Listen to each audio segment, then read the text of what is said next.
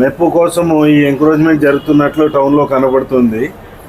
వాస్తవంగా మీరు ఎంకరేజ్మెంట్ చేయాలనుకుంటే ఒక పక్క ఒక ఇనిషియల్గా ఒక కాలనీనో ఒక రోడో తీసుకొని ఖచ్చితంగా ఫస్ట్ దాన్ని డెవలప్మెంట్ చేసి జనాలు చూపించి అప్పుడు మీరు ఎంకరేజ్మెంట్ చేసిన జనాల పక్షాన పార్టీ పక్షాన మేము అందరూ ఖచ్చితంగా వాళ్ళకి సహకరిస్తాము.